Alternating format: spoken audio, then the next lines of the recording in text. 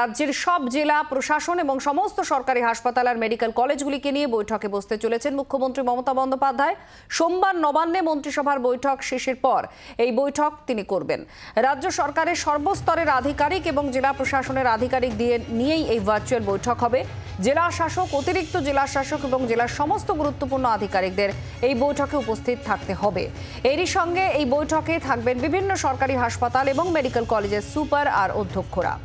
খুবই গুরুত্বপূর্ণ বিষয়। একদিকে সুপ্রিম কোর্টে এই মামলা শুনানি রয়েছে, তার দিকে সকলেই তাকিয়ে রয়েছেন। সুরক্ষা ব্যবস্থার ক্ষেত্রে কি কি পদক্ষেপ করা হচ্ছে বা ইত্যাদি এই সমস্ত বিষয় নিয়েও রাজ্যকে আজকে হয়তো আদালতে জানাতে হতে পারে।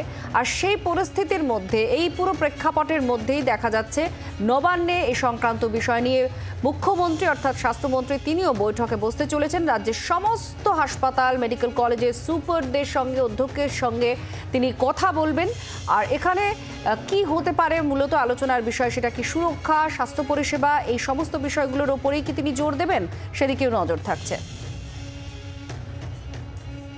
হাসপাতালে কর্তাদের সঙ্গেও বৈঠক। মুখ্যমন্ত্রী মমতা বন্দ্যোপাধ্যায় বৈঠক করবেন আজকে। সর্বস্তরের আধিকারিকদের নিয়ে একটা ভার্চুয়াল বৈঠক হবে।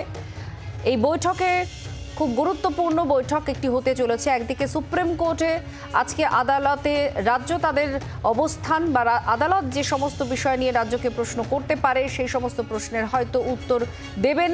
সেই জায়গা যেমন আছে, সেদিকে কি বলে রাজ্য, আমাদের সকলের নজর রয়েছে, গোটা দেশের নজর রয়েছে। তার সঙ্গে সঙ্গে সিকিউরিটি বৃদ্ধির জন্য যে যে ব্যবস্থাপনার কথা বলা হয়েছে হাসপাতালে সেই ব্যবস্থাপনা এক্সিকিউশন হয়েছে কিনা, এই দিকেও বিশেষভাবে নজর দেওয়া হতে পারে।